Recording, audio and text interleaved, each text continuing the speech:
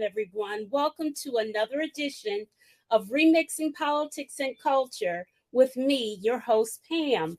I am a public relations and marketing professional with a passion for social justice, voter advocacy, and culture.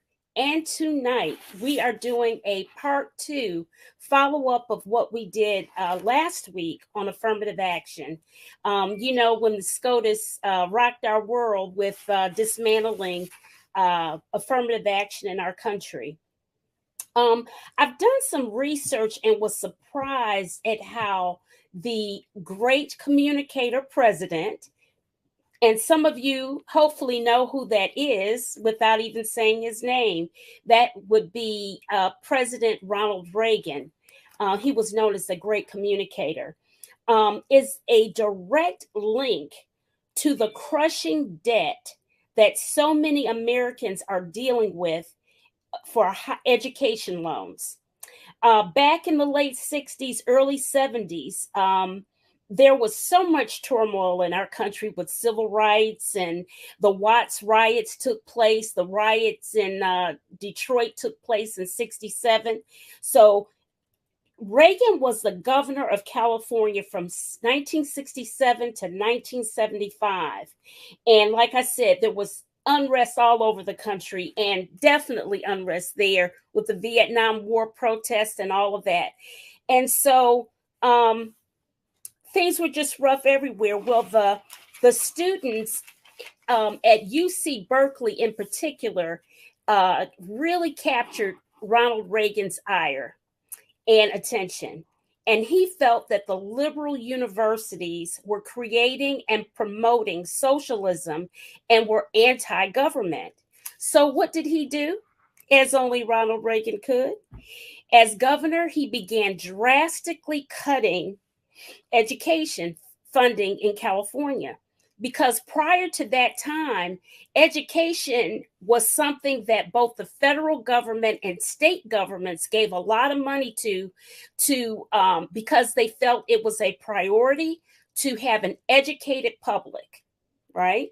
Maybe not so much for us, but definitely for the majority. And so at any rate, he began cutting drastically education funding in California at all the higher ed institutions, which then led others on the right in federal government to do the same. And all of this cutting of funds to higher ed led to the tuition-based model for higher education that we have today.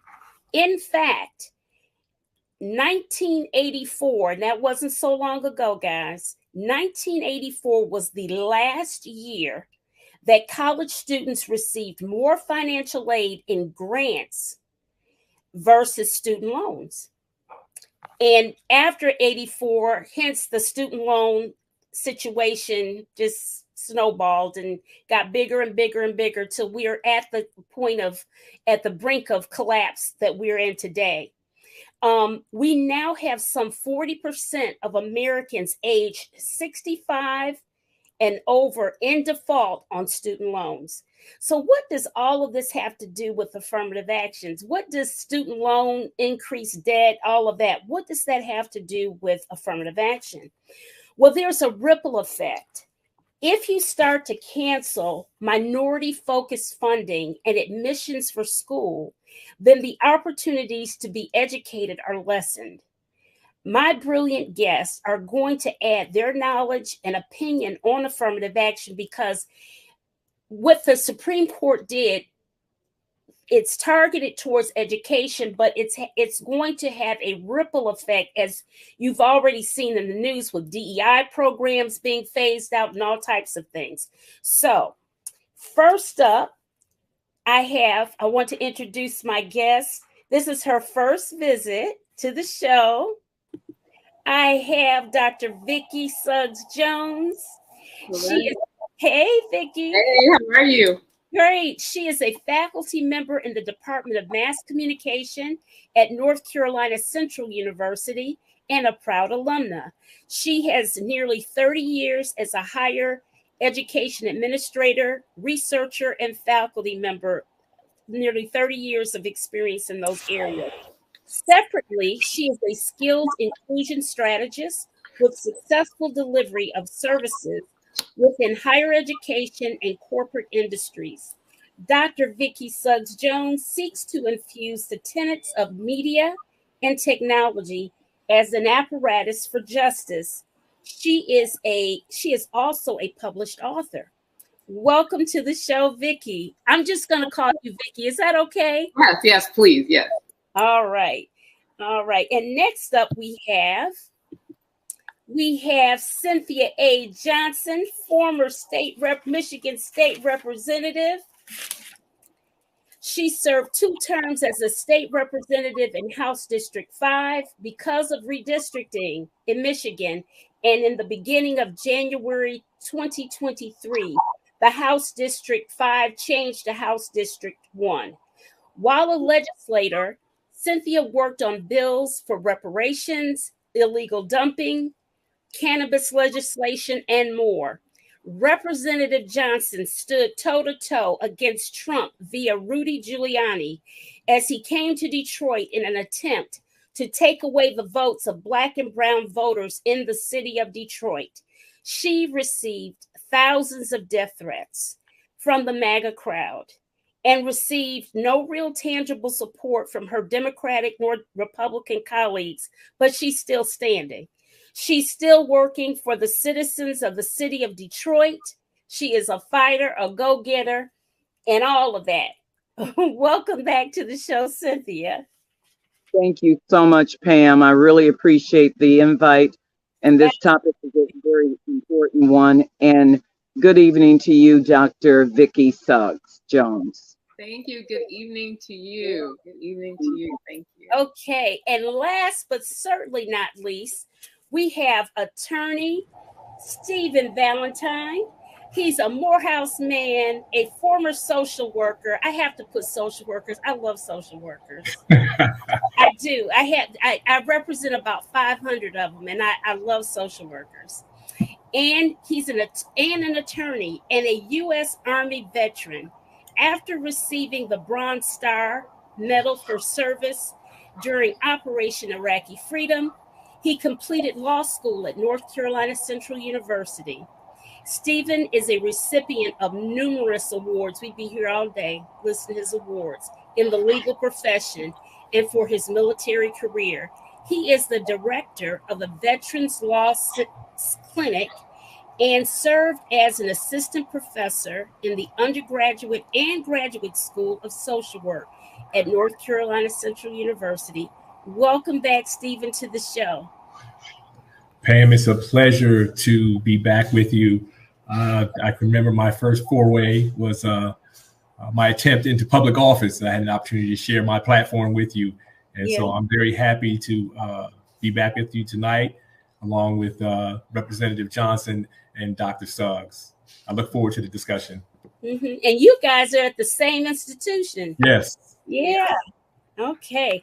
All right, Vicki, since you're the new kid on the block, the first question is up to you. First up is the answer to affirmative action in college admissions is for all Black people to attend HBCUs? Why or why not? You know, that is going to come down to an individual decision. I'm a product of an HBCU, so my answer to that, based on my experience, having worked after graduation, going to graduate school at PWIs, working at PWIs and HBCUs, at this point in my career, I do see it as a professional imperative to teach at NCCU and develop the students there. So it comes down to a family decision, but you are going to find HBCUs really welcoming back students to the fold, because if those families, those students feel they are not welcome, are they going to go through that same experience that they would have had before this decision? It's not always easy. Students leave college. You know, the research shows they don't leave because of aptitude. They leave because there's just not that sense of welcoming and having a place. So there is a social piece to it when Black students or students of color leave the PWI. It really isn't based on aptitude. Mm-hmm. It's based on the acceptance. So for that reason and the climate of the U.S. and all that we know has gone on, prior to COVID, during COVID, and now with this decision post-COVID, I won't say it's a 100% solution, but I do feel the enrollments at HBCUs will rise. We see students already going to instead of going to Harvard, coming to NCCU or going to A&T, going to, they always go to Howard. And, California, they're always at Howard. They're always at Morehouse Spelman because they don't have HBCUs in California. So that's just sort of a default. But I think that exodus will show and the enrollments will drop. There is no law saying you have to consider race and admissions any longer. And so it may not be the solution for all. It will be likely the solution for a significant number of families and students. Okay. Cynthia, same question for you. Do you think that this change in education of admissions with affirmative action, do you think that that is the answer? Everybody go to HBCU. Why or why? Absolutely not. We're individuals. And we should have the choice to be able to go to any college that we choose. Unfortunately, as the doctor has said, our climate is the climate that we're in right now. It's really obvious, at least to me, that Black people are under attack. Period. You should not have to go to a historically Black college. I would want you to, but if you don't, you should feel welcomed at any of these colleges. And what this Supreme Court did, what this United States Court did, with the help of course, Ward Connerly, a Black man, to help to get rid of affirmative action. And I was doing some research today, and I was wondering, why would this Black man be so wanting to eliminate affirmative action? After all, affirmative action has helped a lot of people, including white women. Oh, mostly white women. Right, exactly. And we unfortunately didn't take advantage, or not like we should have. And so, but this is not a colorblind society, but this is what they want you to believe. Even with what I'm looking at, this so-called former president who is playing games with the whole country, with the whole world, actually. And that would never happen. That would never happen with Barack Obama. That would never happen with the Cynthia A. Johnson. If I was accused of the things that Donald Trump has been accused of, I would have been in prison a long time ago. But they're playing tic-tac-toe with this person. And I really, that right there, that tells you that this white man, can do what he wants. And it's not just Black people who are hurting because of this affirmative action and all of the other things that including abortion, that this court has struck down. It's a terrible, it's a terrible situation for all of us. Okay, let me ask you, Stephen, same question. Is that the answer for us to all Black people? Look, y'all forget about the PWIs, no matter where it is that you live, no matter what program you're going for, you just go to HBCU, full stop. What's the answer? Well, I think that I agree with both Dr. Suggs and Representative Johnson in the sense that I am pro HBCU, having graduated from 2 HBCUs, but I also had an opportunity to attend an Ivy League institution for my master's degree. And so there are enriching opportunities, although different in many respects, that all students, especially people of color, should be able to avail themselves to. But I wanted to mention, Pam, that even prior to the Supreme Court's most latest decision in gutting affirmative action, essentially, there were 8 states already who had abolished affirmative action. Representative Johnson, it was representative in one of those states. And so Michigan, California, Oklahoma, Idaho, and some other states had already done away with affirmative action. And so we know specifically from the results in California that immediately after they ended affirmative action in California, the 50% drop in enrollment among African Americans statewide. And so I agree with one of your guests already who chimed in and said Black people have always been under attack. That's right. Yeah. So Derek Bell reminds us that we win, we lose, win, only to lose again. And so we seem to be in one of those cycles where we are losing. And I'm hoping that more Black people will step up to the plate now and understand that this is a crisis that we have to address.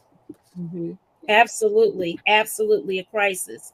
So now the issue of race-based scholarships has come on the table, and it has become a thing. And I believe it's a legislator in Wisconsin that's brought it up. I think. If somebody knows different, let me know in the chat. And so, as you know, the GOP just duplicates itself from state to state. It's like they really, I have to give them credit. They really keep their stuff together. Okay.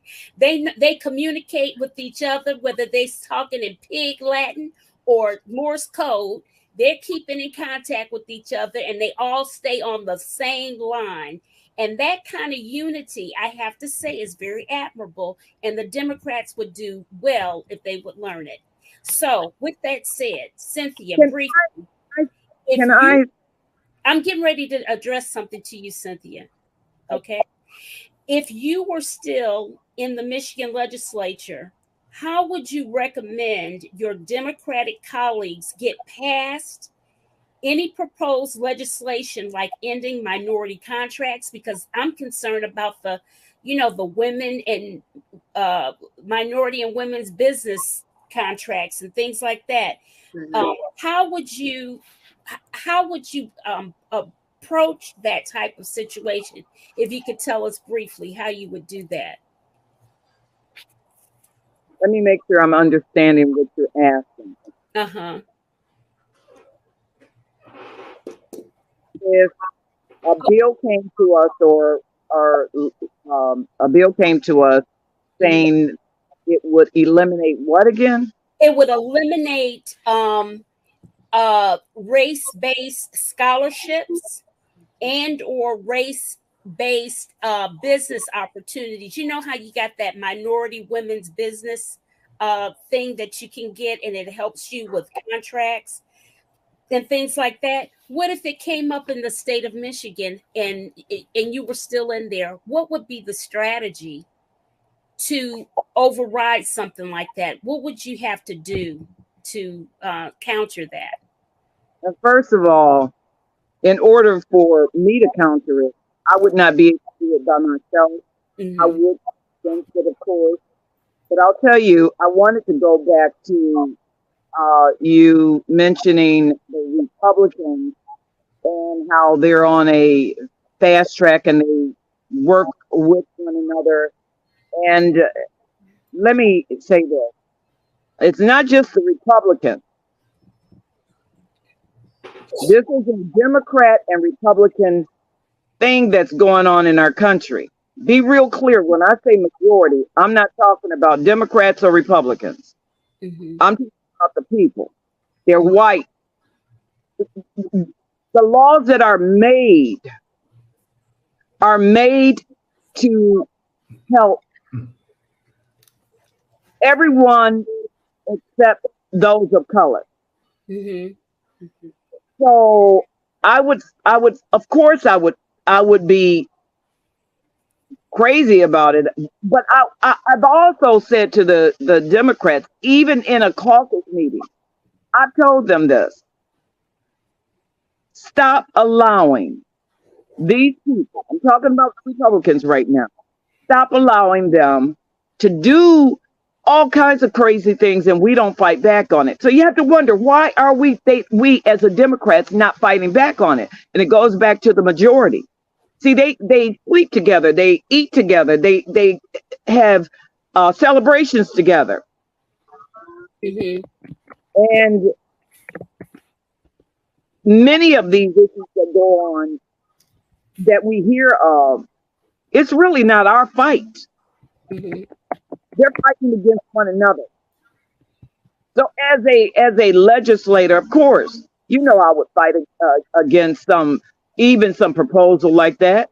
Mm-hmm. I fight against a lot of things, and that's why I sit where I'm sitting right now, and that's not in the legislature. Because you so much, and I've said so much that the majority has said, "Hey, wait a minute, she's talking too much." Mm-hmm. She might inform people. They might be listening. Hey, we can't have that.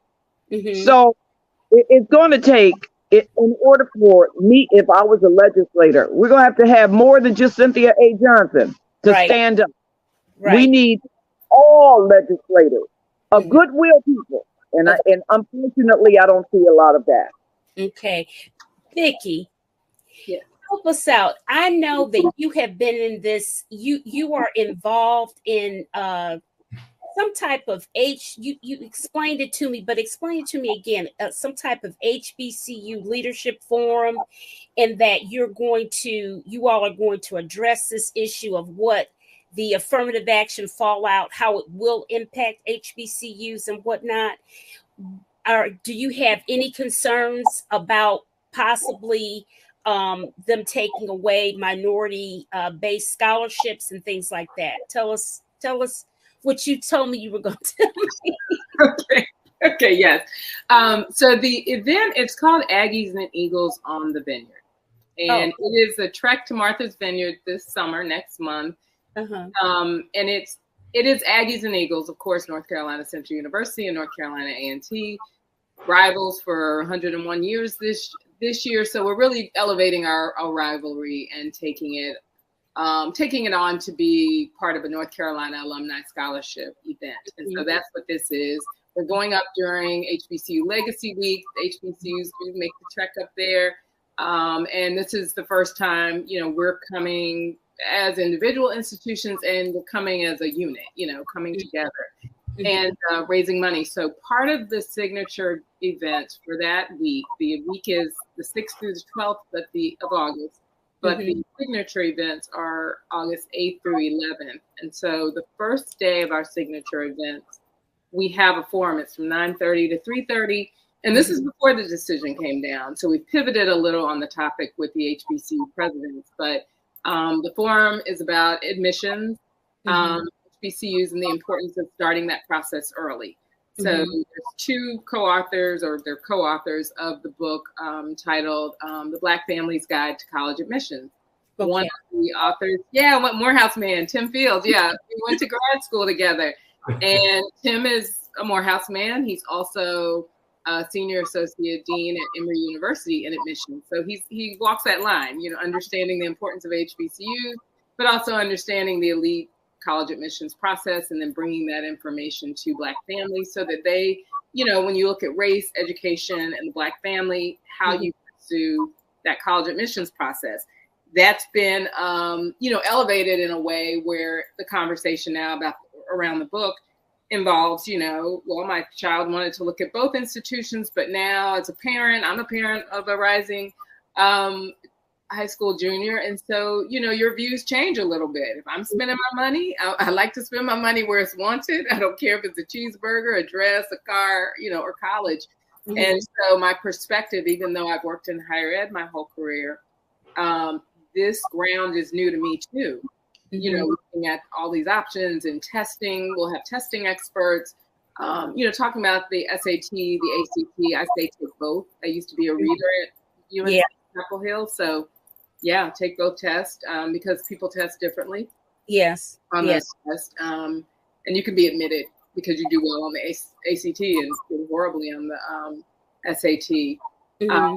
So that event, that program, that day-long program, we'll talk a little bit about admissions, testing with the testing experts, but also have an HBCU presidents panel where they are going to give their voice and perspective on this recent ruling. And so we're going to do a nice cross-section from Morehouse to Norfolk State. We're in talks trying to finalize with Prairie View and Benedict College and A&T and NCCU, of course. So that gives an opportunity. I know some HBCU presidents, if you go to their Office of the President's page, they've already put out a statement, a written statement. But there are implications for HBCUs, good. And I won't say bad, but, there's opportunity for sure. And ways to really reassure families and students that we want you. The educations are still, it's stellar at an HBCU. Excellence is there. It's just a matter of this generation who are very open and kind of accepting now being, knocked over the head with the reality that the world embarked in is not as welcoming as they may have grown up to be. Stephen, thanks for that, Vicki, for explaining that whole process, and hopefully that'll be something well attended and people will really get some good information from. Steve, veteran, what are your concerns about the ending of affirmative action from the Supreme Court? So as you had mentioned in your eloquent opening, Pam, this decision was specifically about higher education, but the implications are far-reaching. And in the military, and they've already said that this decision doesn't impact on affirmative action in the military, but I can see large numbers of minorities being denied the opportunity to raise to the ranks, field grade officer on the officer side of the equation in service. And so I know firsthand I was given the opportunities for progression in the military based on my merit. But the military goes out of its way to ensure that women and minorities are an integral part of the conversation around promotions. And so it could have wide-ranging implications, specifically when we talk about people of color, Black and other minorities being at the table with the issues around national security and how important that is. And so I'm concerned. Coming out of the last administration, I didn't even take the end of affirmative action to sort of mix up the situation around promotions. President Trump did not promote any African Americans to the general officer ranks during his 4 years as president of the United States. And so we should be concerned about that, not having a seat at the table. And we should also be concerned about what's going on right now in the United States Senate. There's one senator from Alabama who is stopping all of the promotions in the military. Yes. I don't even want to say his name. Around the issue of abortion and the military. And so surely he could disagree with the issue around abortion, but that's separate and distinct from the issue with regards to ensuring that our military's posture with regards to readiness is in the best position that it can be. Pam, I just wanted to go back to something Dr. Suggs was talking about related to that family guide on college admissions for African American families. That book is timely in light of what's going on in our country. And just as a side note, Dr. Suggs, I'm also familiar with the other author, Shereen Brown. Yeah. If you take a look in that seminal guide, you might find my name somewhere. Okay, I will do that. I'll do that. They're both great. I mean, they both have a wealth of knowledge. Yes, they do. Yes, they do. Like I said, I think that this book is timely, and so many African American families should probably avail themselves of that book for the needs in their family around college admissions. Okay. Well, I can quickly say the event will be live streamed. I mean, we have a Facebook group, Aggies and Eagles on the Vineyard, but you can also go to Eventbrite and plug that in, but it will be live streamed. Is it free to live stream? Will it be free to be live streamed? Mm-hmm. Okay. Yep. Okay. We'll have the team, live stream team. My understanding is they're going to have one central YouTube channel, and then everyone just kind of plugs in from there, each institution or person. And then that way, you know, you're going to listen to them talk about all these topics, including leading off with the book, which I think will just give people a nice perspective of two gentlemen who really understand both sides of the admissions coin. Mm-hmm. Mm-hmm. Okay. Yeah, Cynthia got knocked off. You know how the internet will work sometimes. Well, listen, guys, I have a couple of videos I want to show you. The first one I want to show you is with LBJ, former president of the United States, who actually signed the Civil Rights Act. And I want, you know, it's like the same old thing, but with a twist. So I'd like you to check it out. Oh, wait. Let me go back. I forgot to hit share. I'm telling you. Forgetting. Okay. Right. There it is. And still justly believe that you have been completely fair. Thus, it is not enough just to open the gates of opportunity. All our citizens must have the ability to walk through those gates. And this is the next and the more profound stage of the battle for civil rights. We seek not just freedom, but opportunity. We seek not just legal equity, but human ability. Not just equality as a right and a theory, but equality as a fact and equality as a result. You do not take a person who for years has been... Wow, what do you think of that? Vicki, what do you think? It sounds like I mean, he said that back in 1965, an address that he gave. It sounds like today. And we're in the 21st century, and we're still talking the same stuff, but what he said was crystal clear. It's like, it's okay we got to have freedom or what have you, but it's nothing without equality in fact. Mm-hmm. Mm-hmm. Yeah. Yeah, I mean, I want to say the more things change, the more they stay the same. But is it a platitude? Is this, you know, where is that going to truly lead us? Mm-hmm. Right. Stephen? So, I mean, while, you know, Lyndon B. Johnson was very instrumental in breathing life into affirmative action, quite frankly, by executive order, affirmative action was something that was not new in our society. And so as far back as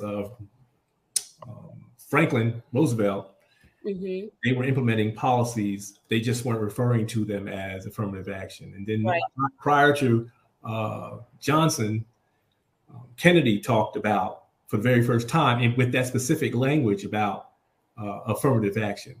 But again, you know, it's good for the president to, from the pulpit, to provide some guidance around what is aspirational for our country.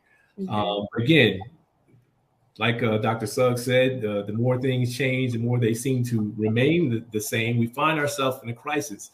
And so to go along with what Representative Johnson said a little earlier, in needing help, we need a nationwide movement to let our elected officials know that the decision of this high court can't stand.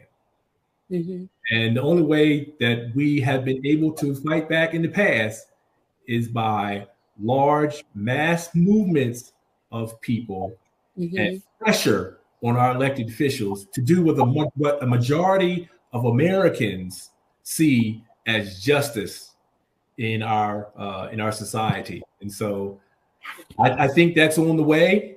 I think that that's what's needed in order to change trajectory. And so again, we're at one of those stages where we're losing, frankly. And so we have to most assuredly stay in the fight so that we don't lose more ground.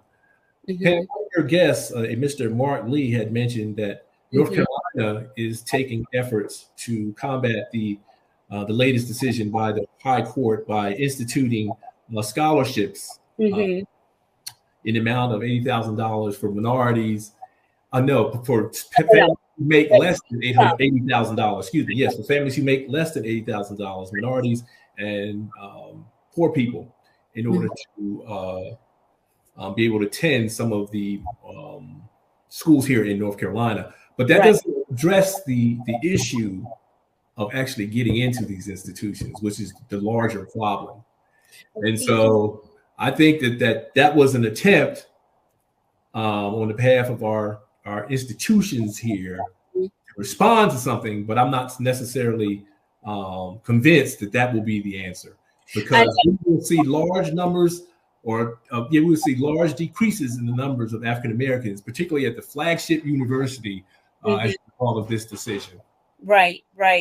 I feel the same way. I raised an eyebrow because, as we all know, and even Cynthia may know this, even living in Michigan, she knows what happened with the 1619 project. Nicole Hannah-Jones is an alum of the University of North Carolina at Chapel Hill, and they did her wrong. And she was trying to bring something to her alma mater. And, they just dissed her. And I felt my spirit she was going to say, forget it and move on. But I digress. It's really scary. It is scary. And I'm gonna tell you, I feel like we're approaching a post Reconstruction 2.0 type of era. Yeah. That we've been in a long stretch of Reconstruction, and now as things are slowly closing in to close up all of those freedoms and abilities, we're getting into that type of mode. What do you think about that, Cynthia? Oh, I'm so glad that you called on me, because I'm so glad. Thank you. I am very concerned with this terrible decision by the Supreme Court with regard to affirmative action, because I'll tell you, when I think about it, the first thing I start thinking about is reparations. Reparations. Listen, the rules are made to change when we get close to something that is great. And this claiming that race should not play a part, I agree, race shouldn't, because race is only a man-made thing anyway. Right. But I do say this, that if we allow this decision to remain precedent, to reparations. Yeah, we've had some. I've had several talks about reparations on my show. In fact, Dr. Deborah Jenkins just said that they're having a storm. She's in New York, and her internet keeps going in and out. She sent me a message because she's trying to listen to the show. But it's just crazy. I really do. I really want so desperately for us to get it together and realize that if we don't vote up and down this whole ballot this year, if we don't, here in North Carolina, we've got to show IDs, Cynthia.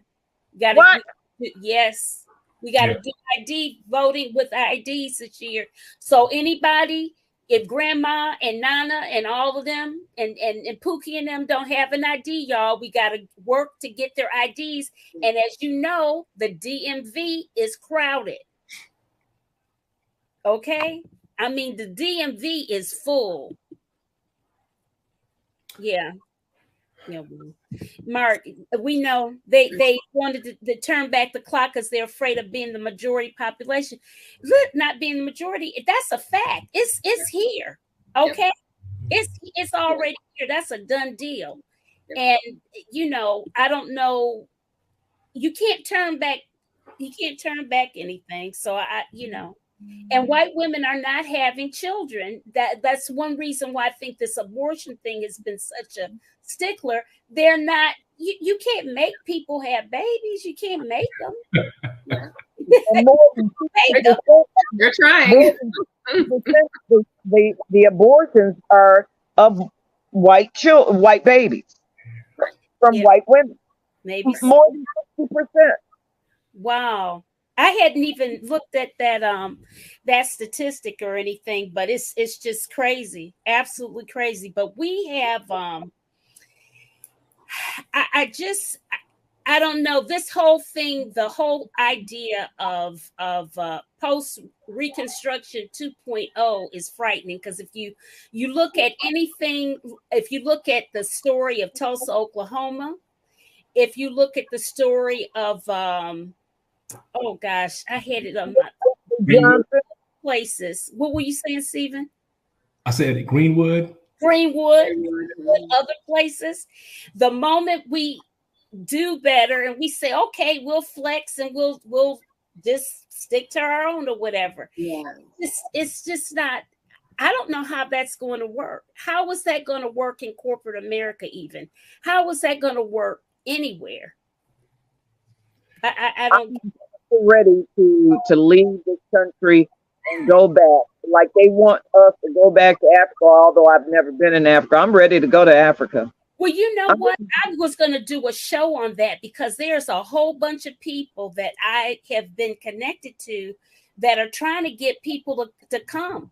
You know, there's a lot of repatriation going on in Ghana and other countries. And if I can't leave my kids, they're all grown, of course, but I can't imagine being so far away from them. I can't do it. If I could do it, I would do. I'd go somewhere too, but I don't have any place to go. Well, God bless the late Randall Robinson. He talked about. I was just thinking about him leaving America, and so he did leave America. And but his wife was from that country he went to. I forget what. Yeah, St. Kitts. Yeah, St. Kitts. His wife was from there, so it's like he had familiarity. You know what I mean? Because even moving across to another state, as you well know, is traumatizing. Okay, it is not. It's no walk in the park. No walk. Yeah, but we need to be able to get out of our backyards and travel and see the world and see that there are many other places. Every time I hear people say, "Well, of all the places in the world, the United States is the best place in the world," I can't tell. I can't either. I can't either. I mean, we like it because it's our familiar, and our families are here and all of that. But I don't know. I've got another video for you all. This one is with good old Mike Pence. Okay.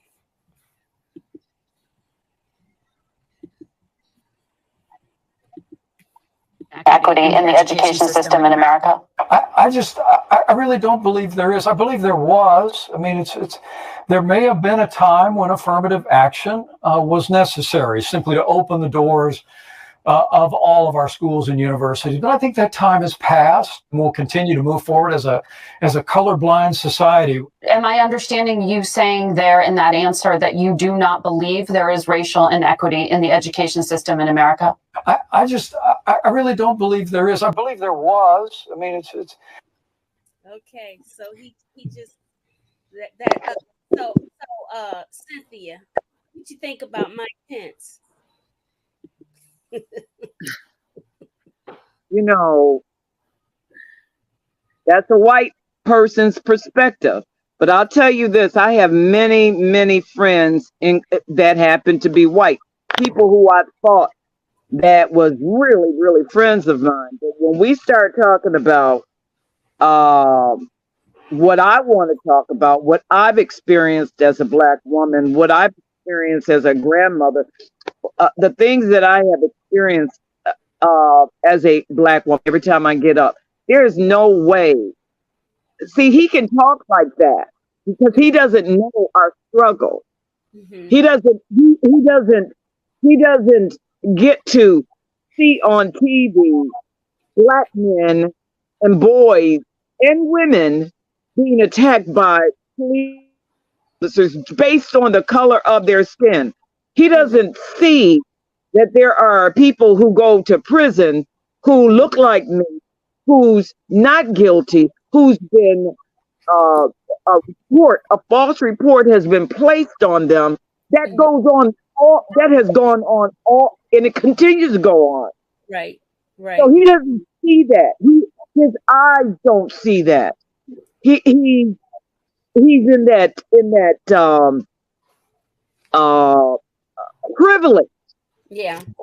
He's in that privilege yard. Right. So shame on him. Poor baby probably don't know any better. I don't know what he knows. He didn't ask mother what his opinion should be.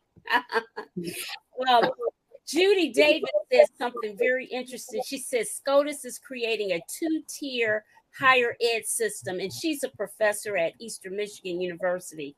A top tier dominated by white and Asian students, and a second tier populated by Black, Brown, Native, and lower income students. Wow, that's wow, Judy, that's deep. Professor, I got news for you. That's already the case. Yeah, that's already the case, and it can only get worse from here. I mean, the Supreme Court in their decision used words like invidious to describe affirmative action. Mm-hmm. And so, if you remember correctly, part of our liberation with regards to getting opportunities, particularly educational opportunities, they used the word invidious discrimination. Now it's being used against us, people of color, to include the people who brought this case. Mm-hmm. This case was brought by on behalf of Asian students at Harvard, but I got news for Asian students at Harvard. They harmed as a result of this as well. Say that again? They feel that they are white adjacent. Okay. Well, admissions practices show that because Asians are not considered minorities in business school or graduate school, maybe some undergraduate institutions. They are not considered. Mostly your Native American, Hispanic, and African American are definitely going to are considered the minoritized group.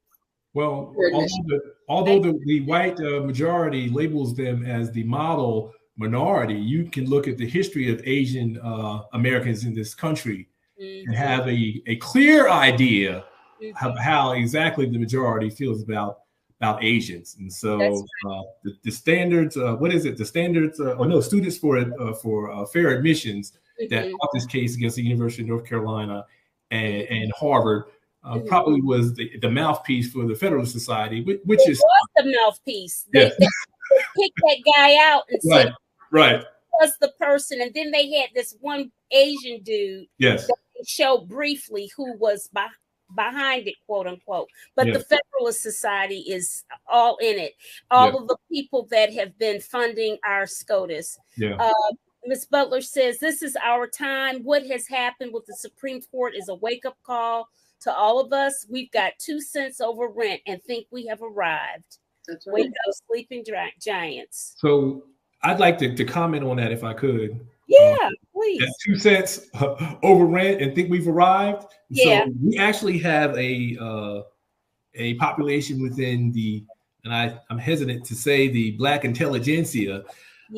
People like Shelby Steele, Glenn Lowry, Thomas Sewell, and even Stephen Carter, who clerked for the late Justice Thurgood Marshall, actually are against affirmative action for various reasons. And so we have a conversation even amongst ourselves about the way forward.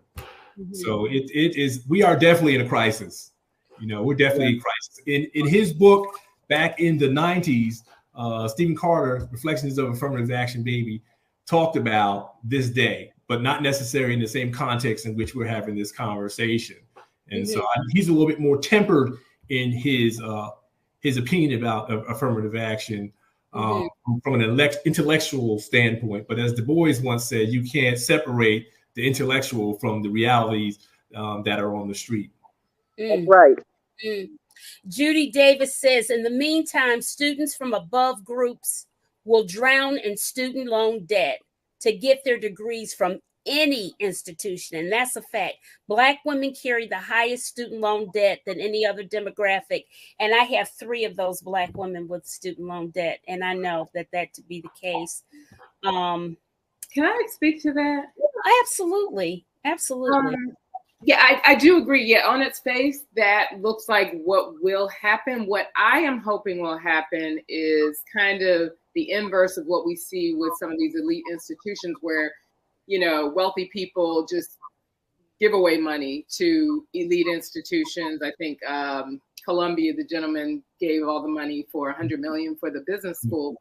So hopefully this has agitated, incensed, or inspired wealthy people who really feel the injustice of what is happening, especially when you look at some of the burdens of what Black and brown students must write about for their race to be considered. It's pretty demeaning to have to really lay all that out in your admissions statement or application.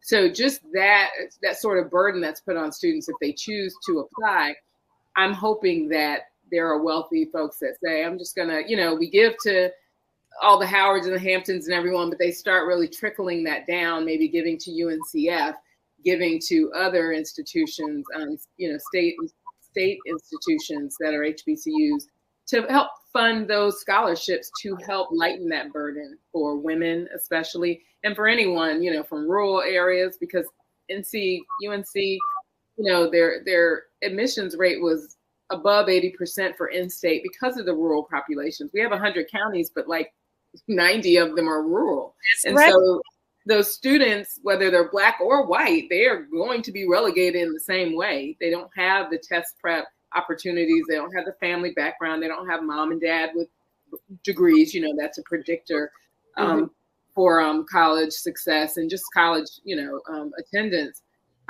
So I do think there is opportunity for HBCUs in the state in particular. We have the most HBCUs you know, in the state over any other state in the country. So I am hopeful that the student scholarship burden at HBCUs is, you know, kind of lifted by wealthy people that want to, you know, put their money where their heart is. I don't know. Trees put Edward Bloom here. Do you know why? Do you know why, Stephen? I'm not sure. I think Asian people are being used. Okay. Yes. Okay. She said that Asian people, John McWhorter, yes, he's another one of the Black intellectuals that are against affirmative action. Yeah.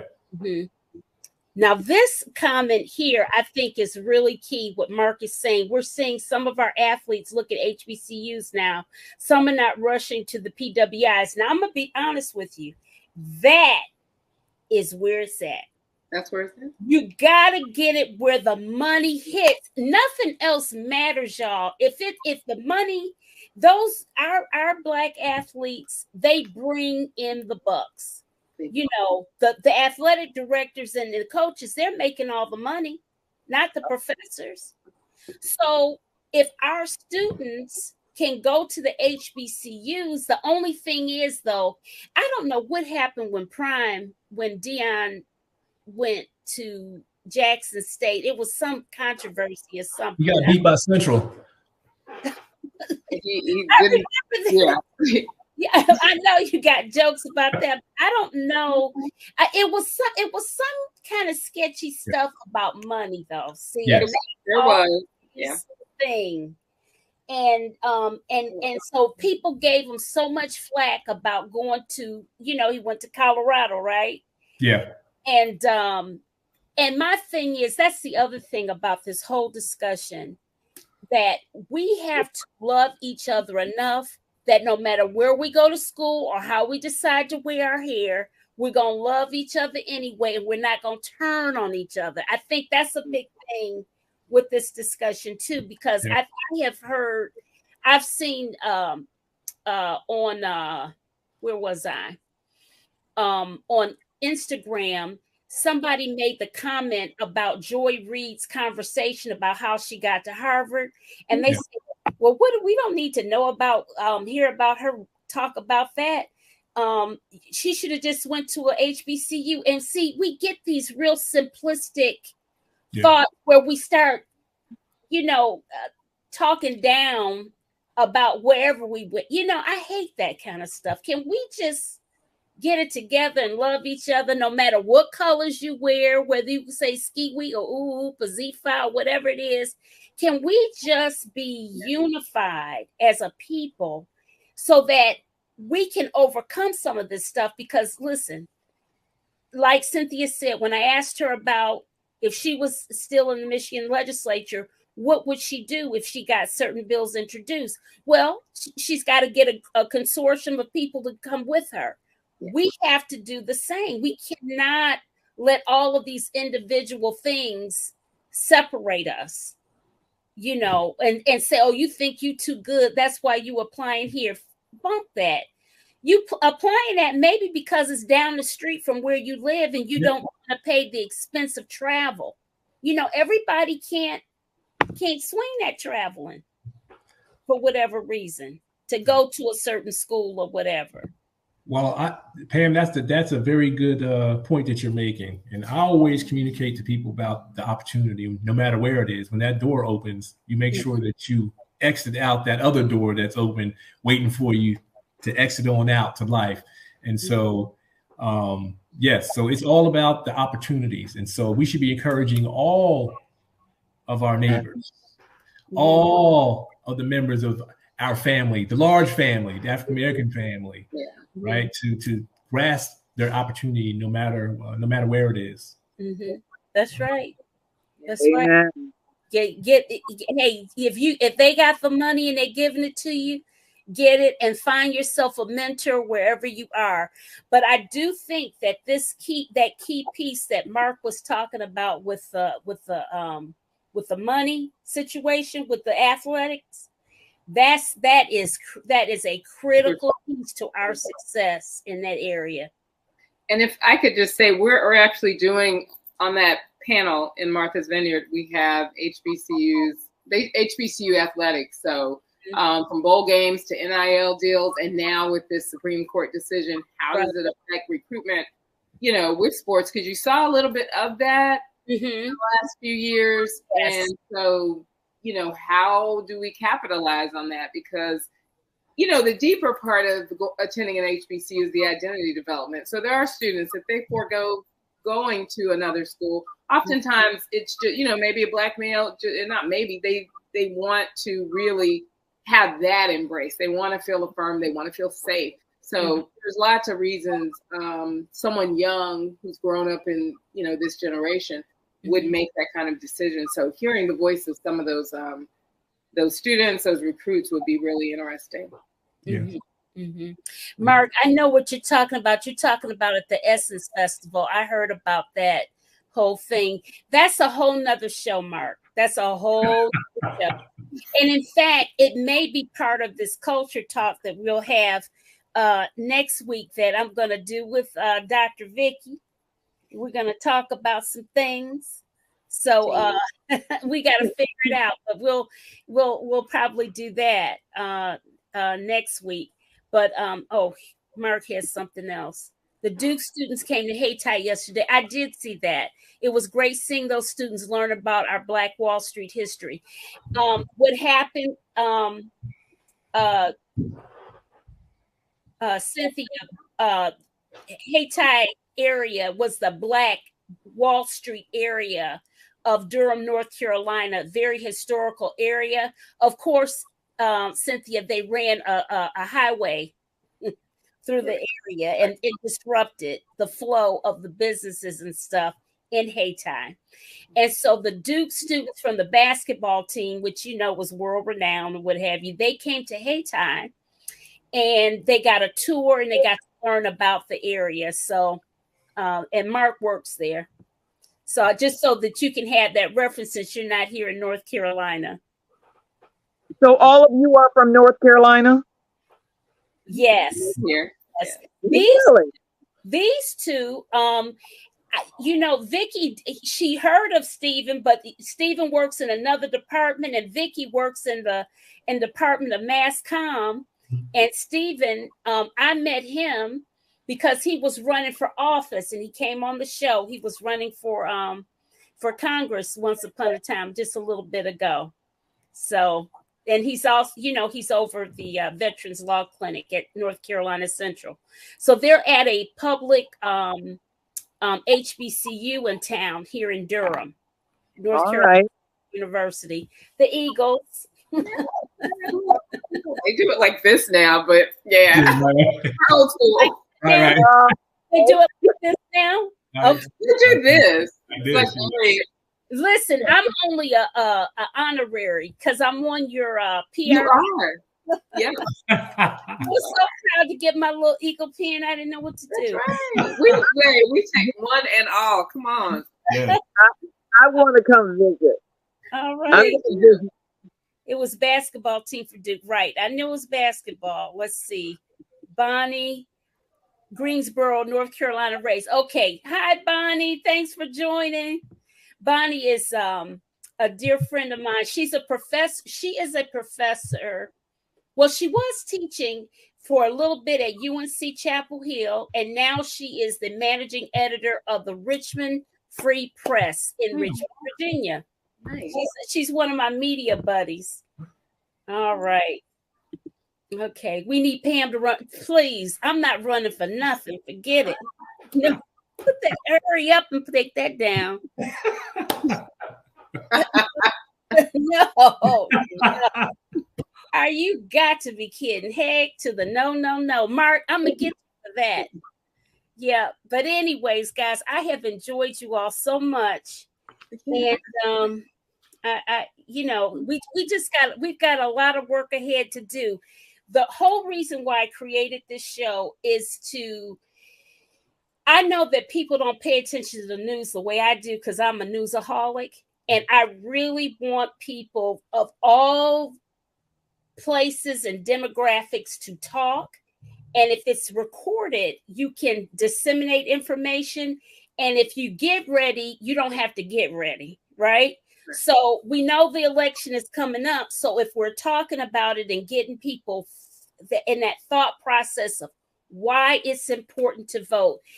The Supreme Court was on the line in 2016. That's what everybody kept saying. It's the court, the courts, it's the courts. And now here we are. Courts. Here we are. Here we are. Here we are. Hey, Pam, if this doesn't get our community out to vote in mass numbers, nothing will. Right. We've got to, and I encourage you guys to share the video, share it widely, share it amongst your people, whatever. And more people, if you want to come on the show, please. My email address is scrolling on the bottom or whatever. You can DM me. Y'all know I'm on social media, whatever. Come on, talk. If you're running for something or whatever, I want to support people that have good sense. I'm not dealing with no MAGA nonsense. My phone is down. Bye, y'all. Okay. Bye. It's time to sign off anyway, but I appreciate you guys. And don't be a stranger. Come back. All right. Thank you for having me. Thank you. Oh, Tim Field says, hey. Yep. Yes. He's like, you're big time.